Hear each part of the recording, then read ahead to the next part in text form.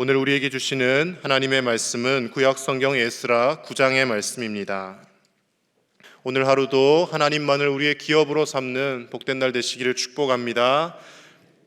오늘 본문의 1절 말씀을 보시면 또다시 이 일 후에라는 단어로 시작합니다. 그저께 7장 말씀에서도 이 일 후에 이렇게 말씀이 시작되었죠.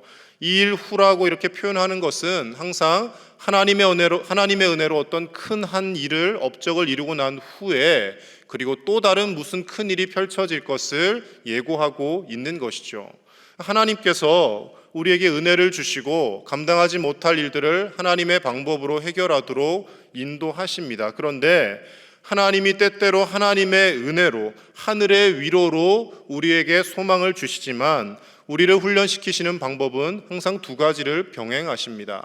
하나님의 위로를 주시고 그리고 이 일 후에 또 이 땅의 시련을 보게 하신다라는 것이죠.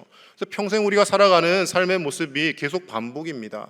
힘들고 어려운 일이 닥칩니다. 그때 하나님 앞에 눈물을 흘려 기도하죠. 그러면 또 하나님께서 하늘의 위로와 은혜를 부어 주십니다. 근데 그 은혜와 위로를 받고 살아가다 보면 또 점점 잊어버리고 또 우리의 마음에 끌리는 대로 죄악대로 행하게 되며 또다시 하나님 앞에 매달리게 되고 이것이 아마 우리가 살아가는 인생의 모습이지 않을까 그렇게 생각을 합니다.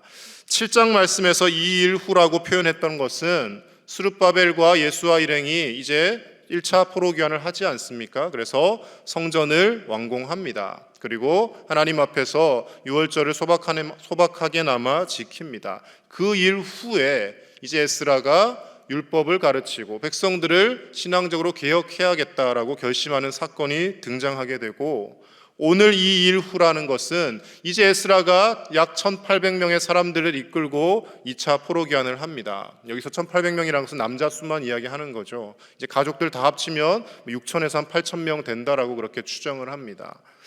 에스라가 이제 돌아와서 무사히 귀환을 했는데 그 오는 과정 속에서도 수많은 우여곡절을 겪게 되는 것이죠. 하나님의 은혜로 무사히 예루살렘으로 돌아옵니다. 하나님의 은혜로 우리가 다시 본국 땅으로 돌아왔구나. 우리가 꿈에 그리던 하나님이 약속하신 이 땅으로 돌아왔구나. 은혜에 감격하고 있는데 그 일 후에 또 다른 시련이 기다리고 있음을 말씀하고 있는 것입니다. 어떤 시련이 기다리고 있습니까? 우리 1절과 2절 말씀 다시 한번 같이 보겠습니다. 시작.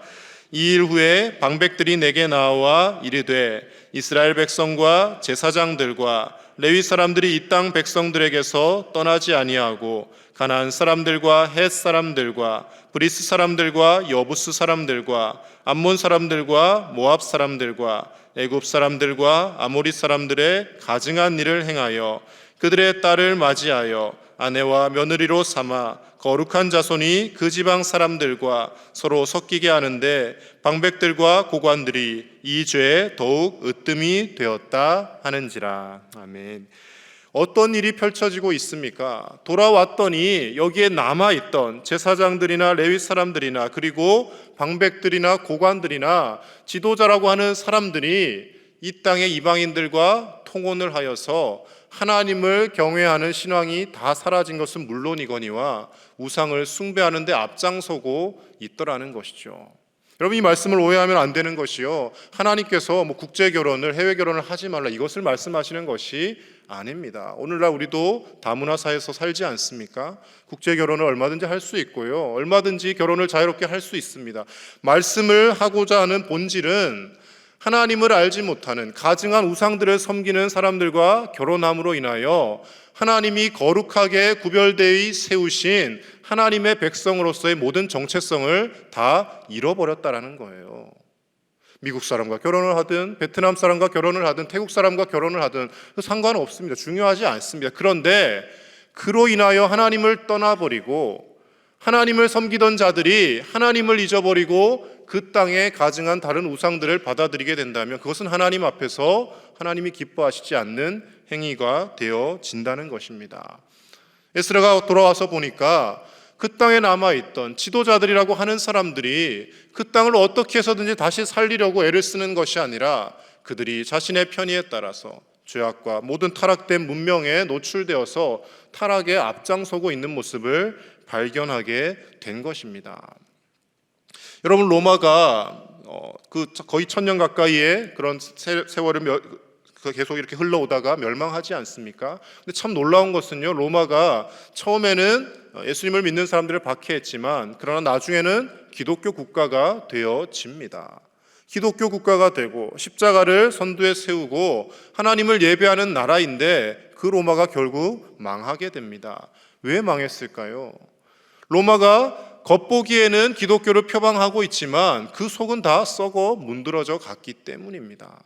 명목상의 기독교 국가이지 교황을 중심으로 한 종교적 타락이 일어나고 십자군 전쟁을 일으키는가 하면 나중에는 면죄부까지 파는 그런 말도 안 되는 일들이 생겨나지 않습니까? 그러니까 아무리 하나님이 선택한 백성이라 할지라도, 아무리 기독교 국가라 할지라도 백성들이, 사람들이, 지도자들이 타락하게 되면 그 나라는 결국 망하고 심판을 받을 수밖에 없다는 것입니다. 오늘 에스라가 이 기막힌 상황을 직면하고 하나님 앞에 회개하기 시작합니다. 오늘 9장의 말씀은 에스라가 하나님 앞에 회개하는 기도의 내용입니다. 오늘 에스라의 회개 기도를 통하여서 하나님께서 기뻐하신 참된 회개란 무엇인지 우리 몇 가지만 살펴보도록 하겠습니다. 먼저 첫 번째로 참된 회개는 죄에 대한 바른 인식으로부터 시작됩니다. 3절과 4절 말씀 다시 한번 읽습니다. 시작. 내가 이 일을 듣고 속옷과 겉옷을 찢고 머리털과 수염을 뜯으며 기가 막혀 앉으니 이에 이스라엘의 하나님의 말씀으로 말미암아 떠는 자가 사로잡혔던 이 사람들의 죄 때문에 다 내게로 모여오더라. 내가 저녁 제사 드릴 때까지 기가 막혀 앉았더니. 아멘. 죄에 대해서 인식하고 이 잘못된 결혼과 이 잘못된 지도자들과 방백들의 생활이 죄라는 것을 깨달은 사람은 에스라뿐만이 아니었습니다. 4절 말씀에 분명히 보시기를 하나님의 말씀으로 말미암아, 하나님의 말씀을 들었을 때 우리가 죄를 짓고 살았구나. 그래서 그 죄 때문에 떠는 자들이 에스라 앞으로 다 모여서 나와왔다고 말씀은 기록하고 있습니다. 전쟁으로 인하여 나라가 빼앗기고 이렇게 힘들고 어렵고 피폐한 생활을 하는데 이렇게 살 수밖에 없지 뭐라며 그들이 그것을 스스로 합리화하려는 것이 아니라 우리가 그동안 죄악 가운데 살았구나. 이 70여 년의 세월이 지나도록 타락할 대로 우리가 타락했구나. 나라를 잃었다라는 그 핑계로 우리가 하나님 앞에서 몹쓸 사람으로 살았구나. 그들이 죄에 대해서 인식하게 되어졌다라는 것입니다. 여러분, 회개를 하기 위해서는요, 죄가 죄로 보여져야 합니다. 그렇지 않고서는 죽었다 깨어나도 회개할 수 없습니다. 오늘날 현대사회도 마찬가지지 않습니까? 지금 이런 세상에서 돈이 없으면 살 수 없는데 제대로 공부하지 않으면, 제대로 세상에서 힘을 가지지 않으면 살 수 없는 세상이다라고 스스로 합리화하며 하나님보다 돈과 권력과 여러 가지 다른 것들을 우리가 더 가까이 하려고 하는 모습들이 있지 않습니까? 이렇게 하지 않으면 살 수 없다라며 스스로 합리화하려고 합니다. 그런데 그것이 죄로 여겨질 때 하나님 앞에 우리는 회개할 수 있다는 것입니다. 다들 아시다시피 1907년에 평양 대부흥 사건이 일어납니다. 그 평양 대부흥 사건의 발단은 여러 가지 원인이 있습니다. 첫 번째로는 이수정이라는 사람이 한글로 성경을 번역해서 들여옵니다. 말씀을 보기 시작한 것이죠. 근데 그것보다 더 큰 기폭제가 된 것은 당시에 평양 장대현교회 장로님으로 계셨던 길선주라는 분이 회개를 하기 시작합니다. 자신의 가장 절친한 친구가 일찍 세상을 떠나면서 자신의 아내를 잘 부탁한다고 당시 돈으로 미화 100달러를 길선주 장로님께 맡깁니다. 근데 그 돈으로 그 친구의 부인을 돌본 것이 아니라 자기가 유용해서 써버린 것이죠. 사람들 앞에 나와서 자신은 몹쓸 죄인이라고, 나는 장로의 자격이 없는 사람이라고 회개하기 시작합니다. 그렇게 무릎 꿇고 회개를 하기 시작하니까 여기저기서 한 사람 두 사람 자신의 죄를 고백하기 시작합니다. 자신의 죄를 죄로 여기며 하나님 앞에 회개하기 시작하니 그때부터 부흥이 시작된 것이죠. 후에 길선주 장로님은 이제 목사님이 되셔서 새벽 기도의 창시자가 되어지기도 하는 것이죠. 그 전까지는 친구의 돈을 착복한 것을 죄로 여기지 않았기 때문에 회개하지 못했습니다. 뭐 이 어려운 시대를 살아가는데, 일제가 우리나라를 통치하고 있고 이렇게 어렵게 사는데 나라도 살아야지 뭐 스스로 합리화하며 살았을 것입니다. 그런데 하나님의 말씀이 들려지고 그 말씀을 통하여서 내 삶을 들여다보게 되니까 내가 정말 흉악한 죄인이었구나. 하나님 앞에서 내 죄가 죄로 인식되기 시작하고 하나님 앞에 회개하기 시작했다라는 것입니다. 사랑하는 우리 제1의 가족 여러분, 어려운 세상을 살아가는데 남들도 다 이렇게 사는데 뭐 내가 좀 이렇게 산다고 무슨 잘못이야 라고 생각하며 사는 것이 아니라 하나님의 말씀 앞에서 내가 하나님 말씀대로 살지 못했음을 회개하며 하나님 앞에서 나의 죄를 죄로 바라볼 수 있는 바른 참된 회개와 죄에 대한 인식이 일어날 수 있는 저와 여러분들의 복된 삶이 되실 수 있기를 간절히 축복합니다. 두 번째로요, 참된 회개는 공동체의 죄를 나의 죄로 여기며 함께 아파하는 것입니다. 6절과 7절 말씀 같이 보겠습니다. 시작. 말하기를 나의 하나님이여, 내가 부끄럽고 낯이 뜨거워서 감히 나의 하나님을 향하여 얼굴을 들지 못하오니 이는 우리 죄악이 많아 정수리에 넘치고 우리 허물이 커서 하늘에 미침이니이다. 우리 조상들의 때로부터 오늘까지 우리의 죄가 심하매 우리의 죄악으로 말미암아 우리와 우리 왕들과 우리 제사장들을 여러 나라 왕들의 손에 넘기사 칼에 죽으며 사로잡히며 노략을 당하며 얼굴을 부끄럽게 하심이 오늘날과 같으니이다. 아멘.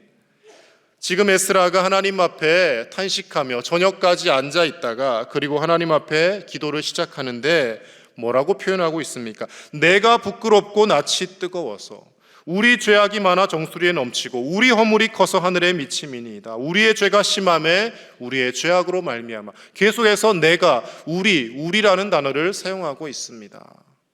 하나님, 저는 바벨론에서 신앙 지키며 꿋꿋이 지금까지 살아왔는데 이 사람들의 죄 때문에 나라가 망했습니다라고 하나님 앞에서 기도하지 않습니다.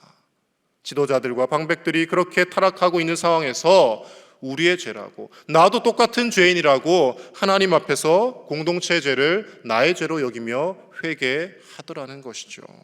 에스라가 대체 무슨 잘못을 그렇게 하고 무슨 큰 죄를 지었습니까? 어찌 보면 이 어려운 시절에 정말 믿음을 지키며 순수하게 살아온 하나님의 바른 일꾼이지 않습니까? 그런데 에스라가 민족의 죄를 바라보며 함께 아파하며 함께 회개하고 있더라는 것입니다.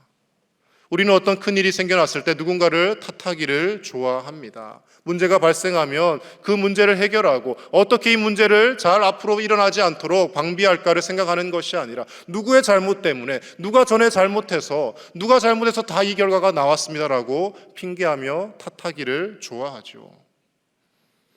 인류의 시조라고 하는 아담과 하와도 마찬가지였습니다. 선악과를 따먹고 하나님께서 왜 먹지 말라고 한 것을 먹었냐라고 질문하셨을 때 즉각 하나님, 제가 잘못했습니다, 제가 불순종했습니다라고 회개했더라면 아마 그 에덴 동산에서 쫓겨나지 않았을지도 모릅니다. 그런데 아담이 뭐라고 변명합니까? 하나님이 내게 주신 저 여자 때문에 제가 먹게 되었습니다. 결국 누구를 탓하는 겁니까? 하나님, 당신 때문에 내가 먹었습니다라고 하나님께 죄를 전가합니다. 하와는 또 뭐라고 합니까? 저 뱀 때문에 제가 속았습니다. 자기의 잘못은 아무도 없습니다. 다 저 사람 때문에, 저 뱀 때문에, 누구 때문에? 다른 사람 때문이라고 남의 죄만 들추기에 급급한 것이죠. 사랑하는 제1의 가족 여러분, 우리의 교회를 위하여 회개하며 기도할 때, 또 이 나라를 위하여 기도할 때, 온 세계 열방을 놓고 기도할 때 저 사람들 때문에, 잘못된 지도자들 때문에, 저 사람들 때문에, 누구 때문에 이 지경이 되었습니다가 아니라 그 책임에 우리도 피해갈 수 없습니다. 나도 하나님 앞에 죄인입니다라며 우리의 죄를 하나님 앞에서 바라보며 공동체의 죄를 나의 죄로 여기며 함께 아파하며 참된 회개가 있는 저와 여러분들의 삶이 되실 수 있기를 간절히 축복합니다. 마지막 세 번째로 참된 회개는 하나님 앞에서 핑계하지 않는 것입니다. 9절과 10절 말씀 같이 보겠습니다. 시작. 우리가 비록 노예가 되었사오나 우리 하나님이 우리를 그 종살이하는 중에 버려두지 아니하시고 바사 왕들 앞에서 우리가 불쌍히 여김을 입고 소생하여 우리 하나님의 성전을 세우게 하시며 그 무너진 것을 수리하게 하시며 유다와 예루살렘에서 우리에게 울타리를 주셨나이다. 우리 하나님이여, 이렇게 하신 후에도 우리가 주의 계명을 저버려 싸우니 이제 무슨 말씀을 하오리이까. 아멘.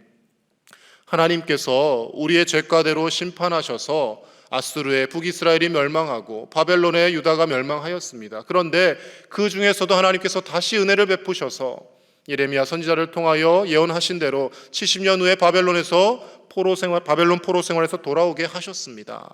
그리고 스룹바벨과 예수아를 중심으로 하나님 다시 성전을 재건하기까지 하셨습니다. 그런데 5, 60여 년이 지난 후 지금 다시 바라보니 하나님이 이렇게 은혜를 베푸셨는데 여전히 우리는 하나님 말씀대로 살지 못하고 이방인들과 결혼하며 가증한 풍습을 따르고 있습니다. 하나님 앞에 무슨 말씀을 하오리까? 하나님 앞에 할 말이 없습니다라며 핑계대지 않고 있더라는 겁니다. 포로 생활로 돌아와서 성전을 세웠지만 이렇게밖에 살 수 없습니다. 이 땅의 모든 먹고 살 것을 이방인들이 다 붙잡고 있기 때문에 그들과 결혼하지 않으면 우리가 살아갈 수 없습니다. 하나님 아시죠? 이 정도는 이해해 주시겠죠? 라고 하나님 앞에 변명하는 것이 아니라 하나님 앞에 드릴 말씀이 하나도 없습니다라며 핑계하지 않는 모습을 보여주더라는 것입니다. 우리는 늘 우리의 삶을 바라보며 이렇게 할 수밖에 없었습니다. 이 상황은 이렇게 하지 않으면 넘어갈 수가 없습니다라며 변명할 때가 있습니다. 그러나 돌이켜보면 그렇게 하지 않아도, 꼭 그렇게 살지 않아도 하나님 붙들고 의지하면 하나님께서 살 길을 열어주십니다. 어쩔 수 없었습니다라고 고백하지만 그 어쩔 수 없는 상황에서도 하나님 붙들며 살아가는 것이 참된 믿음입니다. 순교자들이 그렇게 살았고 우리 믿음의 조상들이, 성경에 기록된 수많은 인물들이 그렇게 살았기 때문에 하나님의 기적과 하나님의 은혜를 경험하게 된 것이죠. 이렇게밖에 할 수 없었습니다라고 살기 때문에 우리는 하나님의 기적을 경험하지 못하는 겁니다. 이 어려운 상황에서도, 내가 현실에 타협할 수밖에 없는 상황에서도 하나님 붙들며 의지하며 믿음 지키며 나아가겠습니다. 하나님, 제가 잘못 살았습니다. 제가 죄인입니다라며 핑계하지 않고 하나님 앞에 참된 회개를 하며 살아갈 때 하나님께서 우리의 인생을 책임지시고 여전히 하나님께서 우리를 붙들고 계셔서 하나님의 긍휼과 자비로 우리를 인도해 주실 줄로 믿습니다.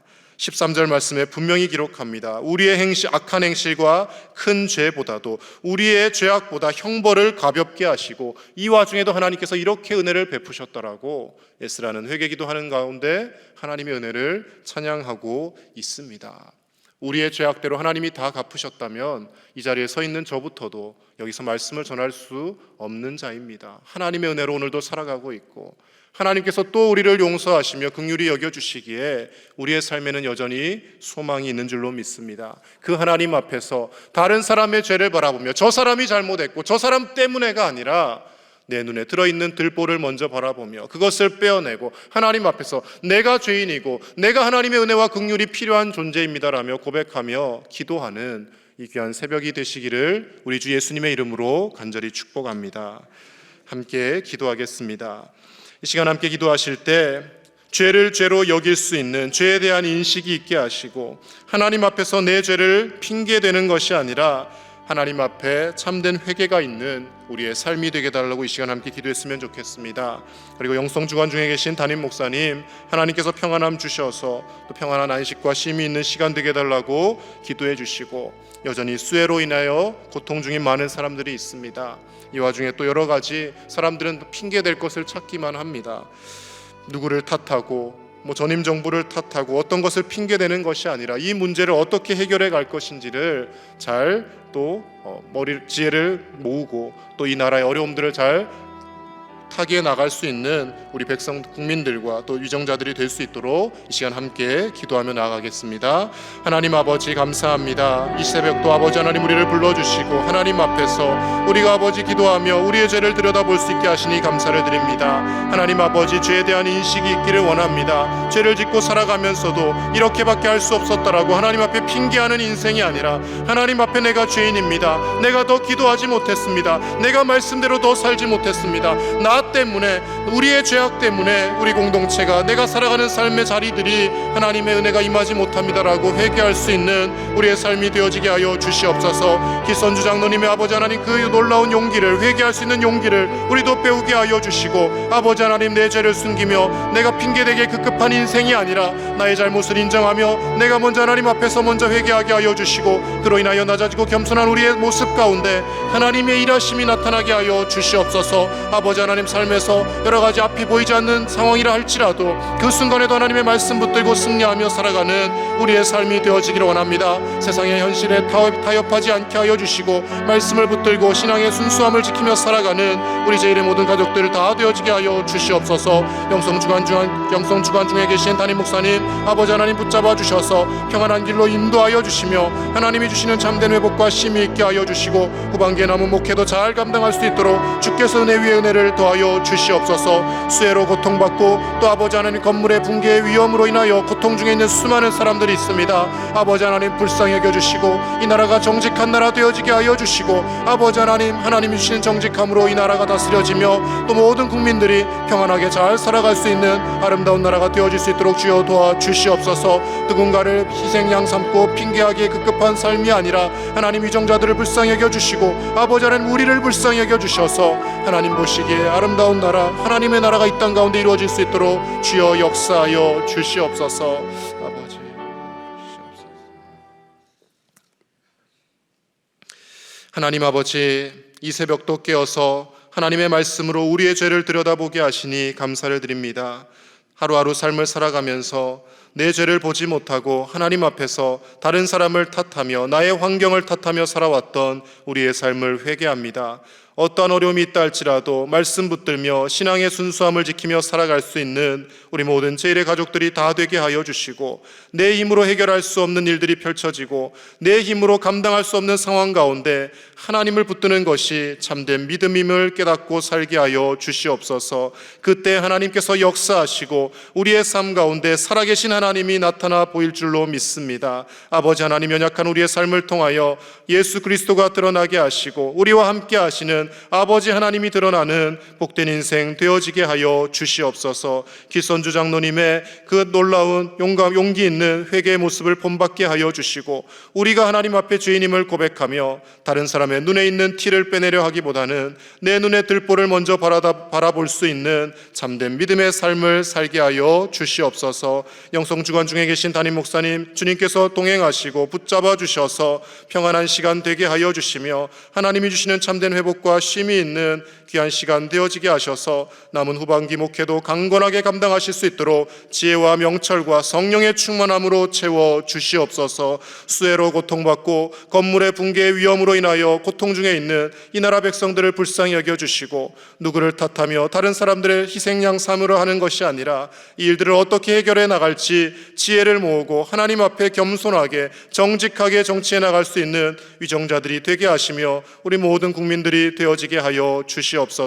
나라의 부정과 부패와 부정직이 사라지게 하여 주시고, 하나님 앞에서 정직한 나라, 하나님 앞에서 모든 사람들이 평화롭게 서로를 사랑하며 배려하며 살아갈 수 있는 아름다운 이 대한민국이 되어질 수 있도록 하나님의 손으로 친히 붙들어 주시옵소서. 아버지 하나님, 오늘 하루도 하나님 앞에서 하나님 은혜로 살아가기를 원합니다. 이 새벽에도 간절히 눈물을 흘려 기도할 때마다 하나님 그 귀한 기도에 들어 응답하여 주시고, 우리의 짧은 생각대로가 아닌 하나님의 뜻대로 이루어 주시며 우리보다 우리를 더 잘하시고 우리의 가정과 우리의 모든 형편을 더 잘하시는 그 하나님께서 가장 선하고 좋은 길로 우리와 우리의 자녀 손들의 앞길을 인도하여 주시옵소서. 감사를 드리며 우리 주 예수님의 이름으로 기도드립니다. 아멘.